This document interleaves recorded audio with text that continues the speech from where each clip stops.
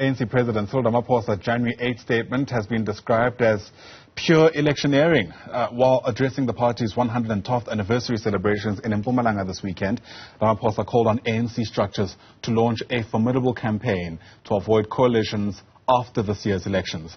At the same time, there's been, call it, mixed reaction to the minister in the presidency responsible for women, youth and persons with disabilities announcement that she'll be retiring from parliament. That, of course, is Dr. Nkosazana Dlamini-Zuma.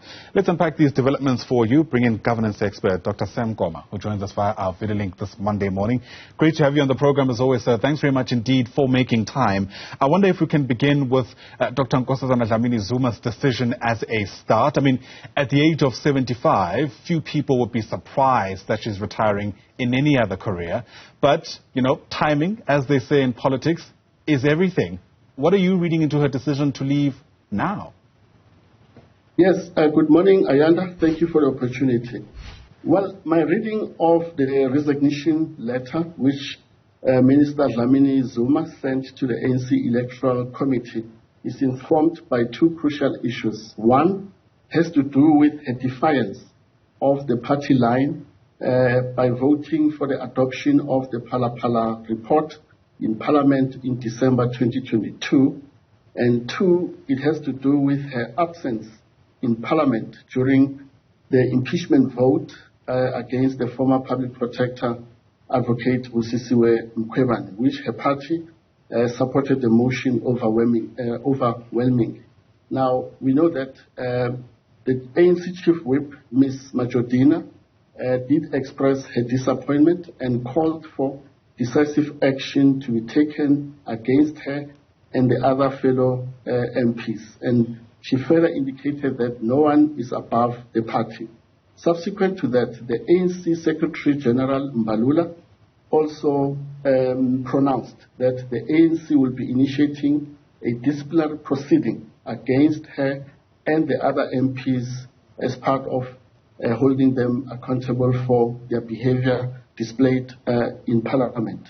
But we also know that last year, March, President Ramaphosa reshuffled her from the powerful portfolio of COGTA and appointed her in the Ministry of Women, Youth and Persons with Disabilities. Recently, the ANC Secretary General Mbalula has hinted that if the party gets re-elected to govern in the upcoming elections, the party intends to set up a lean cabinet structure. And this is one ministry that is likely to be phased out. But in addition to that, we know that the ANC Youth League has called for a youthful cabinet.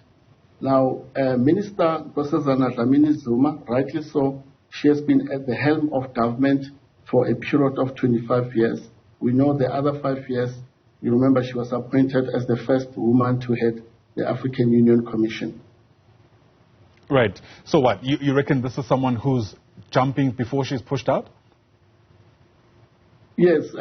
She realizes that even if she were to return to Parliament in the subsequent election of the new government, she may not be considered to be appointed in any of the cabinet portfolios. That's the sense I can make of her deciding not to return to Parliament. It also happened in 2019 after the national elections. You remember,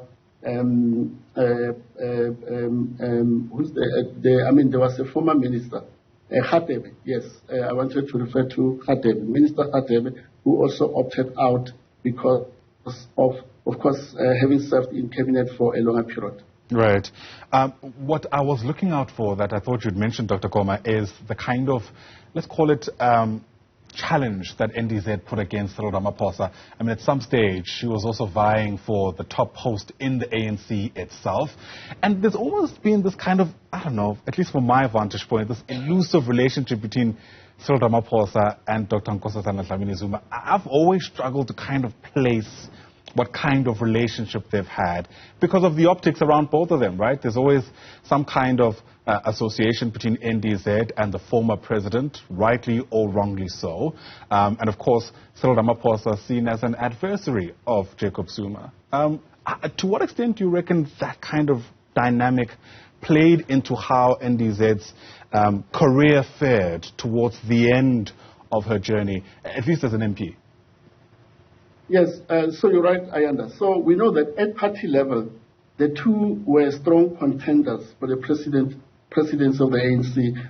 In 2017, Nasrec won, and also in 2022, Nasrec 2. She lost out the campaign and the election to President Ramaphosa. But in government, you can see that their relations are not that strained, because after Nasrec 2, President Ramaphosa still retained her in cabinet. She only reshuffled her from Kokta to the current portfolio she's holding. But of course, we know that Minister Dlamini-Zuma did indicate in one occasion that the country is ready for a woman president, and she felt and believed that she's the right person to lead that kind of a race by being elected into the position.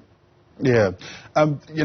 Her departure, though, cannot, I suppose, just be glanced over. I mean, Dr. Nkosazana Dlamini-Zuma comes with an immense amount of experience. She's seen in some quarters a very senior, respected official of the ANC. And she leaves at a time where, let's face it, the party can do with all the credibility it can get. I'm yet to hear any kind of response from Cyril Ramaphosa on the wake of these news, and that's maybe because they had a pretty busy weekend. But how do you reckon the ANC itself should respond to news of her decision to leave? No, of course, they cannot stop her from making a decision not to return to Parliament.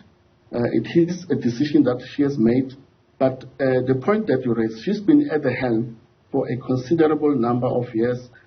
She might feel fatigued, and also she might feel that there's no longer any value to add to government going forward, because she has been holding different ministries, starting with health, home affairs, foreign affairs, and later went to the AU and returned to the country and got appointed to the Ministry of Culture. She's now leading the current portfolio.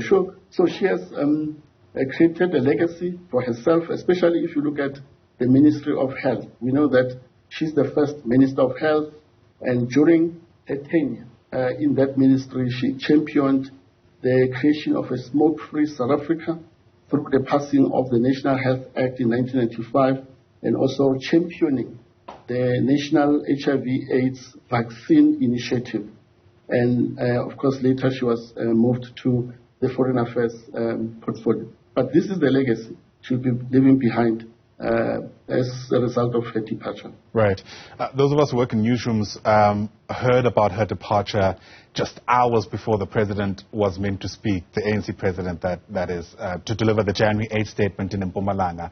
And of course, maybe the two aren't necessarily connected. It might have been just a coincidence. But it does kind of raise a couple of questions about where to now for the ANC, right? And as we try to answer that question, I suppose it's worth reflecting on Cyril Ramaphosa's speech. As I mentioned earlier, he spoke for an hour and a half. I think you'll be hard-pressed to find anything that you haven't heard before. Perhaps what was different this time around was his tone towards some of the splinter parties that have left the ANC, throwing down the gauntlet, telling them to bring it on in the upcoming elections. If you were able to keep up with his speech, I wondered to what extent you reckon that inspired confidence.